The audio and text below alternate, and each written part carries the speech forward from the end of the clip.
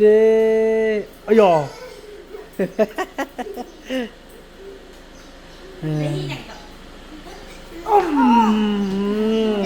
ได้ที่ยังก็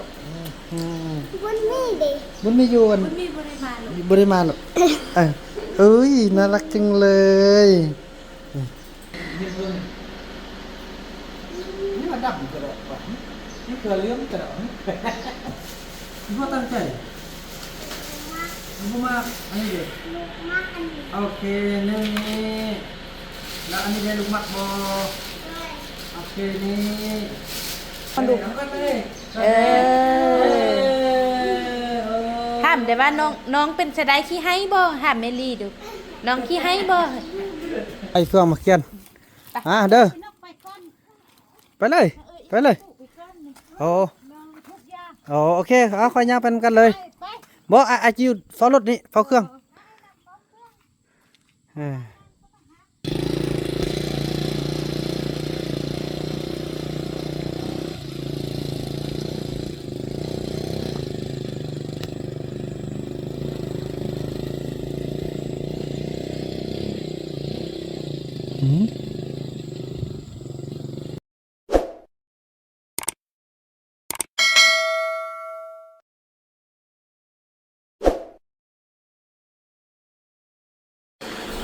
สบายดีท่านผู้ชม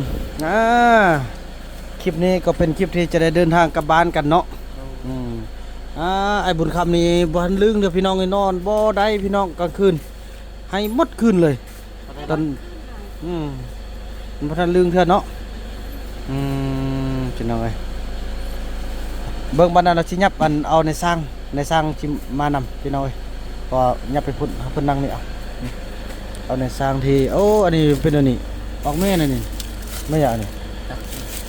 ยาเจลมาเอายัดไปนั่ง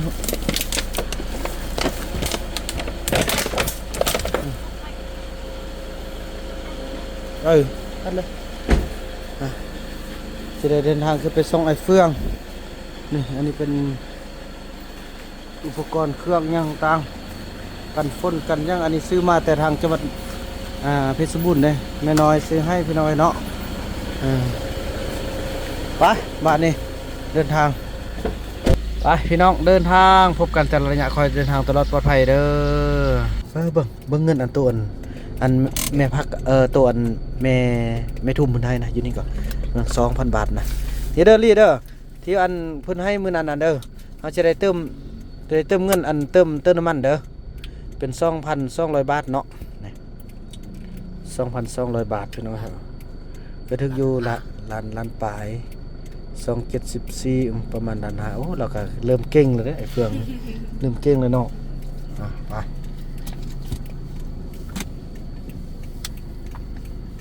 ไอ้เฟืองเบิ่งแวบบัดเดียวมึงเลยนี่ลันท้าตินี่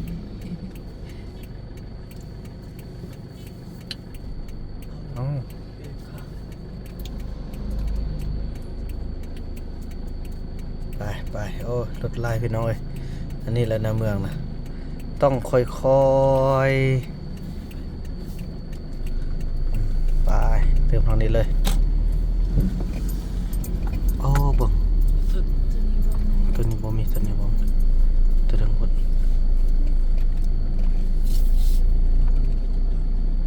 เติมปตทนี่แหละพี่น้องเด้อเต็มทั้งเลยพี่น้องเอ้ยตอนนี้น้ำมันเฮาก็เกือบหมดละเรื่องว่าสิเท่าใดเนาะจ่ายเงินบาทหมดแล้วก็โอ้เงินไม่พี่น้องไอ้คนน่ะไม่หากออกธนาคารได้นี่นะ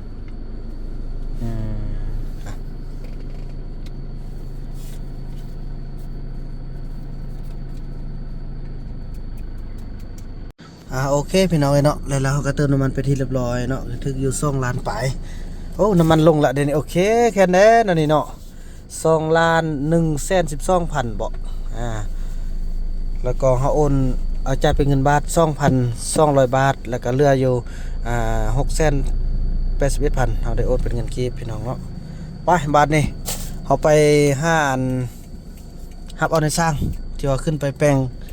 ขโมยเนาะกันขโมยเฮือนหรือว่าบ้านของบ่าวบุญนำ เดี๋ยวสาวนกพี่น้องเอ้ยเนาะไปเดินทางต่อบ้านนี่โอเคพี่น้องเนาะฮอตนี่เขาก็มาฮอตบอลเอาจะมาหาปานในสร้างละคืบจะสบายดีไอ้สบายดีเด้อสบายดีโอ้โถสั้นในสร้างผู้จิขึ้นไปนำนะพอดีว่าโอ้สบายดีเด้อเกี่ยมพร้อมแล้วบ่นี่โอเคเอามีแต่ไปแวะซื้ออันนั้นเนาะ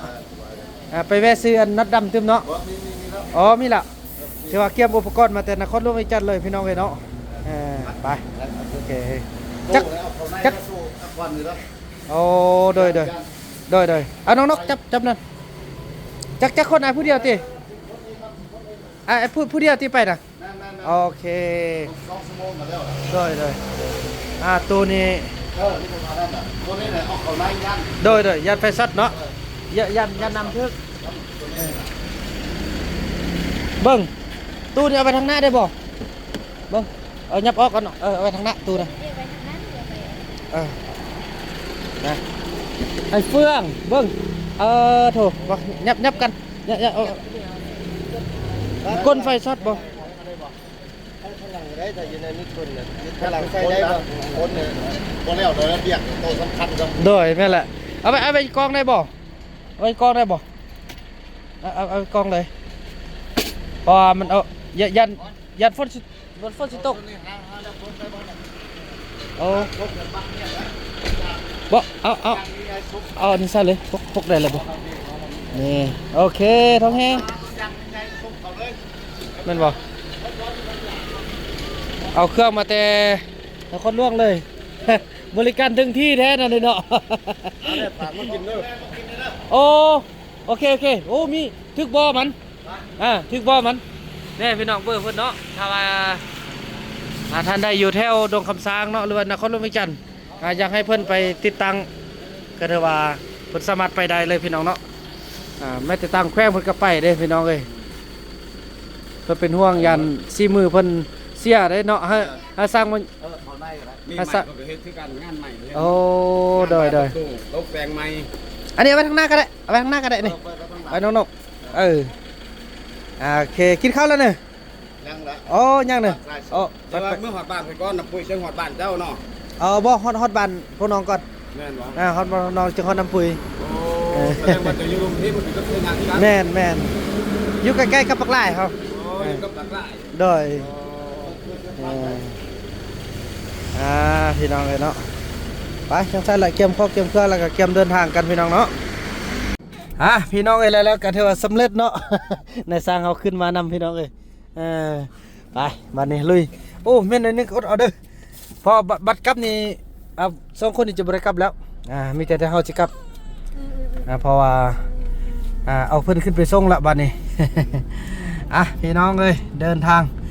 พบกันตอนต่อไปแล้วก็แต่ละระยะเนาะโอ้ยังสิพาในสร้างกินข้าวก่อน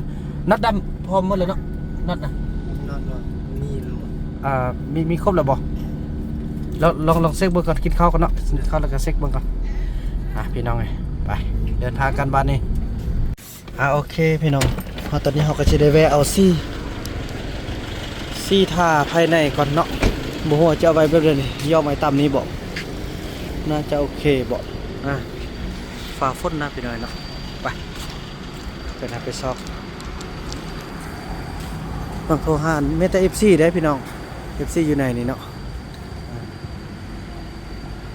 โทรหาน้องคนก่อนเพราะว่าโอเคไปมานี่เดินฮอดหน้าประตูแล้วเนาะน้องอยู่ใส่โอเคถ้าน้องสาวเพิ่นมาหับเนาะเพราะว่าลูกค้าประจำเนี่ยพี่น้องเนาะเวลาเข้าไปก็จะมีการเรื่องต่างเลยพี่น้องไปแป๊บนึงก่อนเนาะโอเคน้องเพิ่นมาละ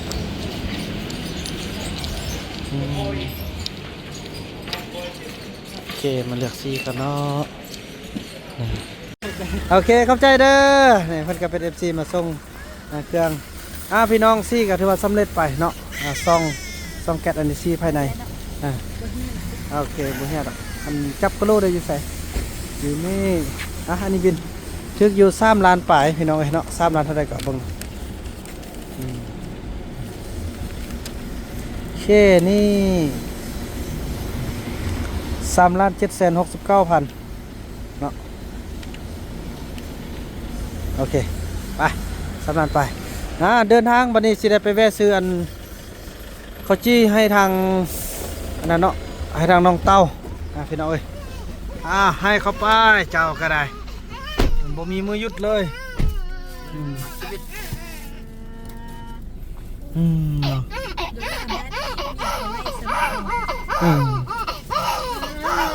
ดีใจเฟืองดูแลแทนสนิทตายเลยพี่น้องเอ้ยเนาะไปกลับบ้านกัน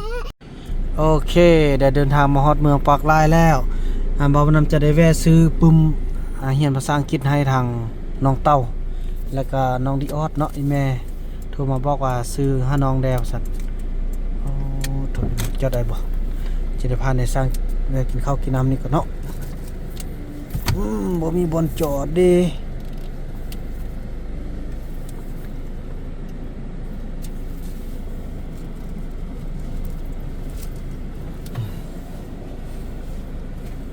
ไปลองกินข้าวก่อนนะสร้างเบิ่งอันเอาแอปเข้าไปนำเด้อเราไปซื้อของกินนั่นน้องนกเบิ่งของกินขอเข้าให้มีแล้วไปโถพากันไปสั่งของกินท่าเด้อนี่ยังนั่นจะได้ไปซื้ออันปืมแป๊บนึงก่อนจะได้ไปแวะเอาข้าวจี้แวะเอาปืมให้ทางน้องเต้าได้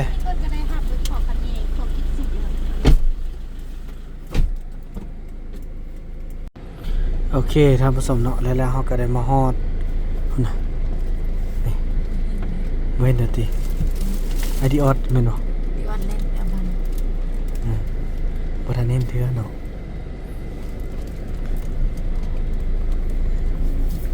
อีแม่ไอพอน่าจะไปอันให้นะ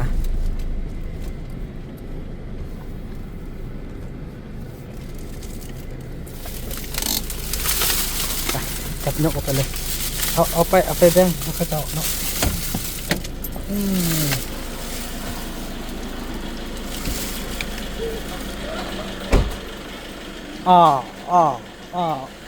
ใช่เต้าเด้อใช่ป่ะเต้าเด้อเต้าเอ้ยเต้าน้อย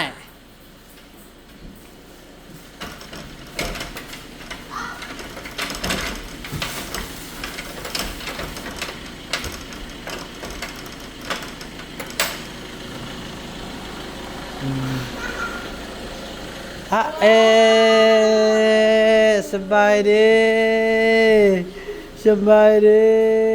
อ้ย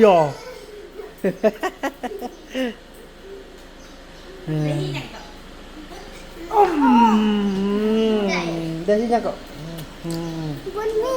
มันมีอยู่มันมีบริมาณหรอก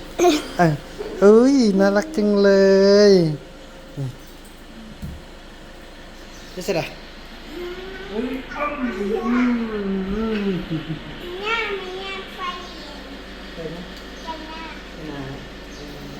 ไปหน้านี่มันดำกระโดดป่ะนี่คือเรื่องกระโดดข่าวกานะเต้าหนูมาอีพอเซียนว่าได้ดั้มข่าวกา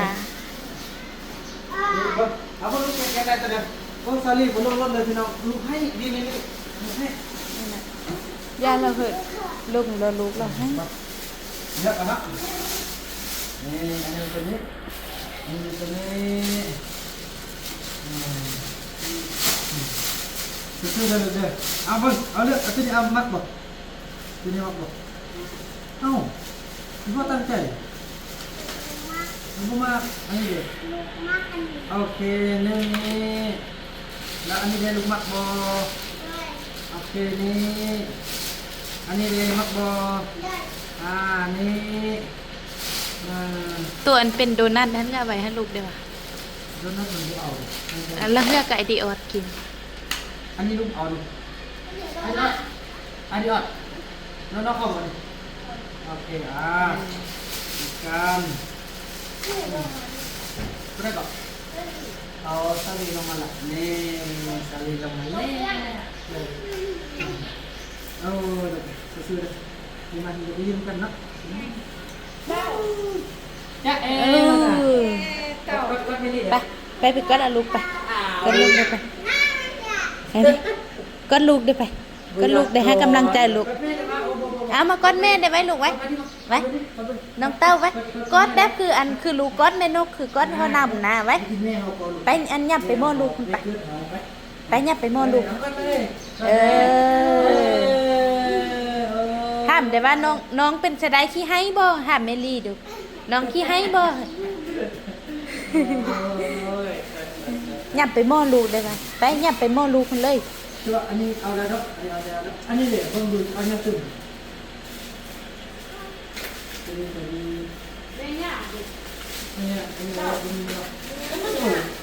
อันนี้ก็ได้ละนี่ก็ได้ละอันนี้ให้ดูนี่ แม่ย่าไปนา บ่อีกว่าเขาคิดตัวคิดตัว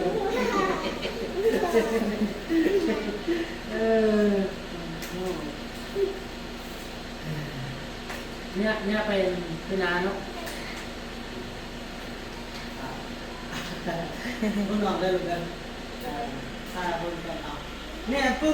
มเรียนภาษาอังกฤษแต่ส่งให้แหละบางอันเป็นส่งเรียนเลยมีประมาณพวกนี้เป็นส่งเรียน ปุกกี้ก็ไปเวียงก่อนนู่นเป็นบอกจังน้อยกากินนี่มาเขาเฮียนตีปุกกี้น่ะ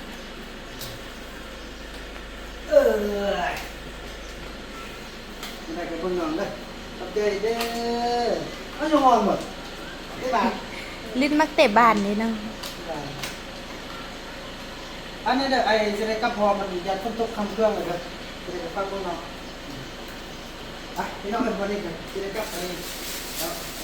mình đây qua việc hay hay bữa ลูกอันถ้ากันเมียนไว้ให้ปู่ให้ย่ากินน้ำเด้อ đây luôn đây mắt mắt kèm qua đây เด้อไอ้นกกับไอ้น้ำเมื่อก่อนเด้อ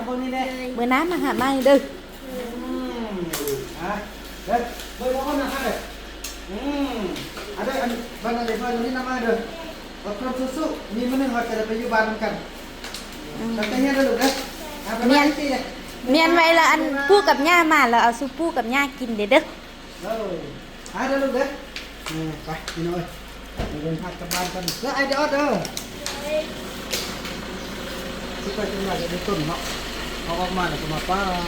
ความเป็นพ่อเป็นแม่คือกับพ่อลูกพี่น้อยมาให้กำลังใจอันกดของน้องเนาะ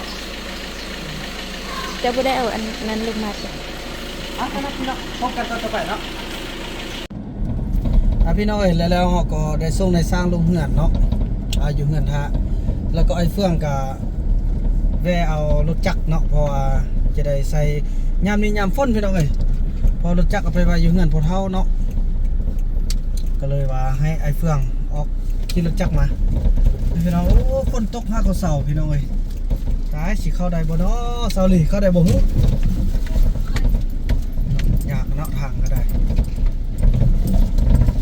มันก็เจ้าไทยนะไทยเราคนมันไล่ลงมาใส่นะพี่น้องไทยก็ไทยมองคนน่ะ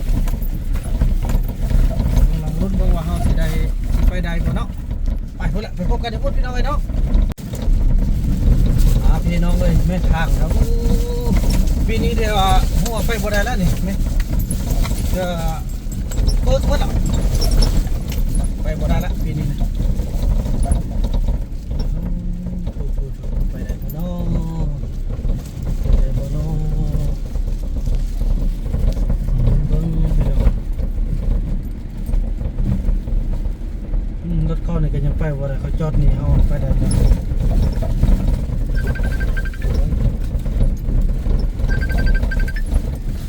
ฮัลโหลเจ้าโดยสบายดีเจ้าโอ้ได้บ่ฮึได้บ่โอ้เนาะบ่ได้บ่ได้บ่ได้บ่ได้แล้วนี่เนาะ บ่ได้หรอก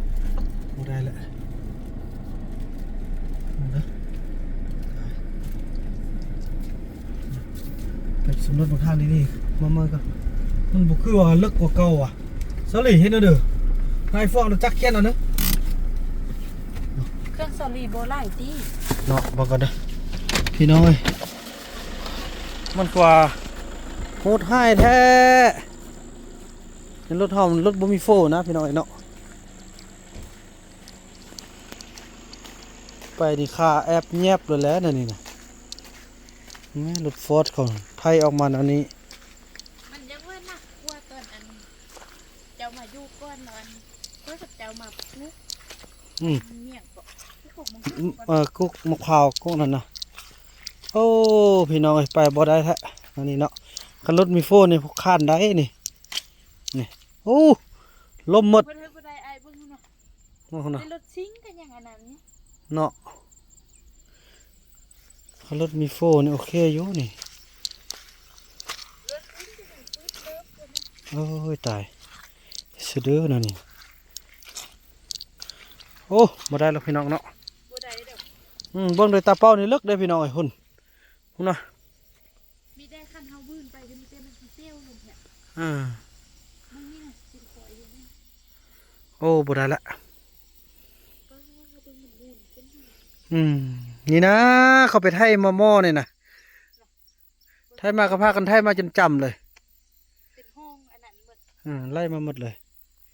ตาแม่คิดดินหาก็ไล่เข้ามาพี่น้องไอ้เนาะก็มีแต่ว่าเบิ่งคนเครื่องลงแล้วก็เตรียมบล็อกไอ้เฟืองแหละว่าให้อันนี่โอ้โถไหมย่างกระทั่งยากแล้วพี่น้องเอ้ยโอ้ดีเจบ่ตัดสินใจบืนนี่ขาดตายอ่ะเนี่ยสุดแล้วบ่ยากปานนี้อันนี้มุ่นหมดเลยเนาะหมดแล้วทางไปบ่ได้แล้วมีแต่รถซิ่งพอเท่าแล้วสิมาส่งเข้าส่งน้ำมานี่นี่อันนั้นเป็นขี้ดินที่ว่ามันเกลื่อนมาแต่พุ่นนะพี่น้อง รถจักรตั้งเข้าไปก็ยักว่ายากมีแต่รถซิงอย่างเดียว รถซิ่งรถจักรก็บ่ได้จักรก็บ่ได้จักรพอแต่ออกไปซื้อของอยู่ของกินเนาะ หมดแต่บื้นเอาไป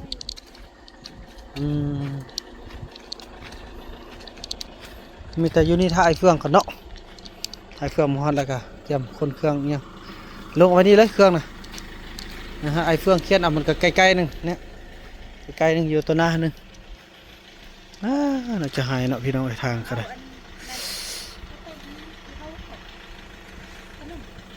ขนมเอาแบ่งให้ไอ้เฟืองเอาไปให้เลย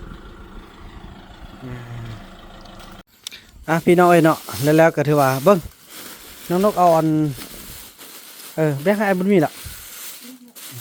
เพราะว่านั่นนี่พี่น้องเอ้ยช่วงระหว่างที่รออันไอ้เฟืองเนาะก็ถือว่าสาวนกจะได้เข้าไปอันนี้ช่วยเราจะเอาอิหยังตามไปให้อันผู้เฒ่าผู้แก่ได้สันบ่าวบ่นำก็สิได้เฝ้าเครื่องนี้เอาตัวช่วยกันไปก่อนก็เอาตัวใดสิอันนั้น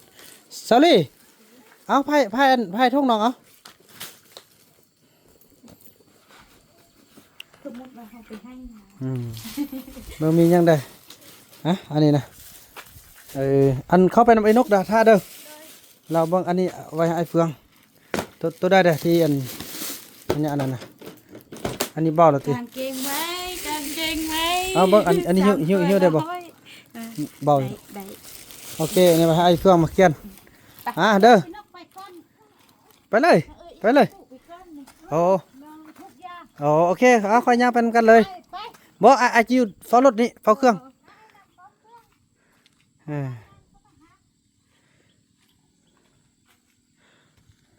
โอ้ยน่ะถนนทางก็ได้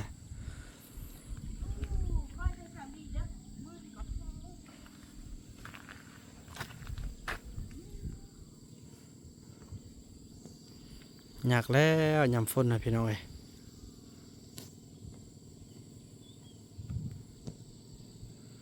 โอ้สาวลีเป็นคนเดียวที่บ่ได้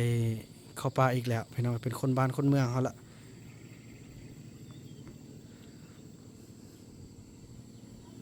สนุกก็เป็นห่วงผู้เฒ่าพี่น้องเอ้ย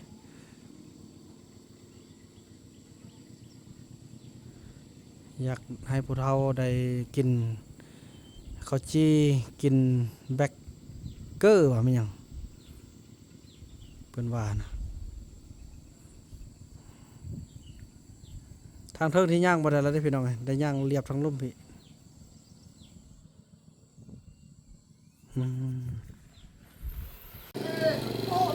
โอเคมาฮอดแล้วฮะลูกปืนแตกใส่ เปลี่ยน เปลี่ยนแล้วแค่ได้ยังมีเงินเนาะ นั่งเลือกเงินจะเอาไว้ให้เดือนนึง เออ เปลี่ยนขึ้นน่ะได้อันน่ะ มาจักก่อน ที่บ่ได้เลยปองจะลง แล้วอันนี้ไหนสิได้รถนี่ไปบ่ได้เดี๋ยวนี้นะไปแล้วอู้แต่ว่าเครื่องอันน้องนกกะอันคนไปแล้วแล้วก็มีหยังก็ฝากเบิ่งเด้อเราเที่ยวเอาโทรหากันเอาแม่หยังลูกปืนแตก สองวงแต่หมด มื้อนี้ได้เอามาตอนเช้าเด้อบอกอีหลีว่ามาเฮ็ดเวียกโอ้ยเท่าแล้วแม่งอกออกหมดแล้วปลา หุ่นพอดีหมอนี่ฟรีเล็ดเมื่อกี้โอ้บ่ได้เคี่ยวถ้อยกับคืนเอาแต่รถจักรออกมาเอานี่เครื่องตัวนี้เด้อเครื่องนี้เขียนเข้าไปน้องนกเอาเต็มที่ละบังเขียนเอาเท่าละน้อยสิได้บ่นี่ค่อยไปเท่าละน้อยเอาบ่แล้วบัดนี้เข้ามาเอารอบซ่องตึบไอ้นี่อันนี้เอารอบซ่องจะมาเอา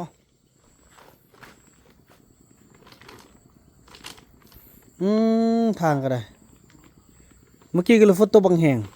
เฮานี่มีบุญเด้ฝนนี่ใกล้บ่ได้แล้วฝนตกไปน้ำลังทางหน้าบ่ทันสิฮอดมันตกก่อน บุญไอ้เฟือง อ๋อเขาไทยส่วนนี่นะเนาะ แม่นแหละ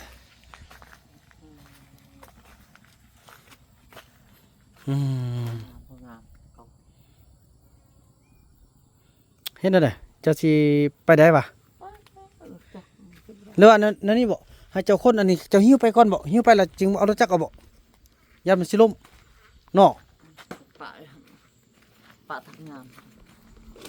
งงามหันไปถึงกะ แม่นโอ้สลัดสุดยอด แล้วเขียนไปป้าบนทางงามหันเพราะว่าไกลแค่นั้นมันกันนั่นเด้โอ้สลัดดีเบาบ่นำขึ้นบ่ออกเลยตัวนี้นะนี่แหละพี่น้องเอ้ย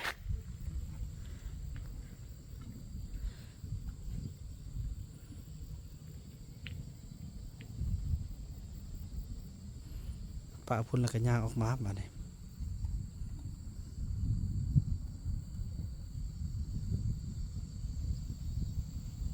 สิรอดบ่คันเอารถไปบ่รอดเนาะ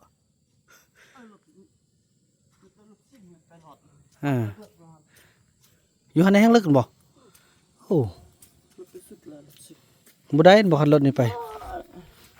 ได้เป็นขา บ่คัน ได้กันค่าก็แสดงบ่ได้นี่อันบ่เอาอันเฮ็ดไปแกงหน่อยทงนึง อีลีบ่เป็นกินได้ เนาะ ค่อยได้บ่กิน บ่กินอ๋อซั่น เอาไป ถามแล้วอีลีนว่าบ่กิน แล้วเบิ่งมื้อเราจึงค่อยออกตลาดเอาพยายามเอารถคันนี้แหละออกได้แล้วบัดนี้เนาะเปลี่ยนน้ำมันเครื่องแล้วก็เปลี่ยนนั่นแล้ว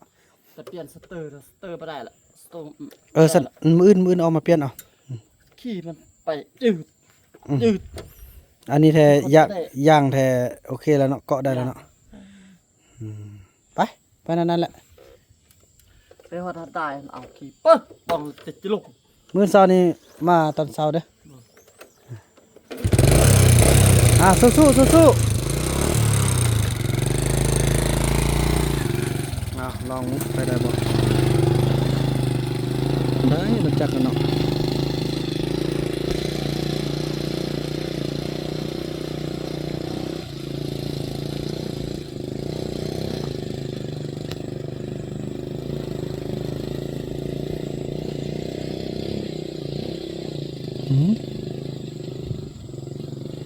ไปได้เพราะมัน มีทางลีก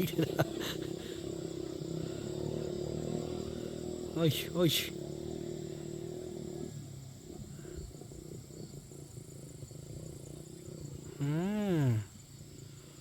เรียบร้อย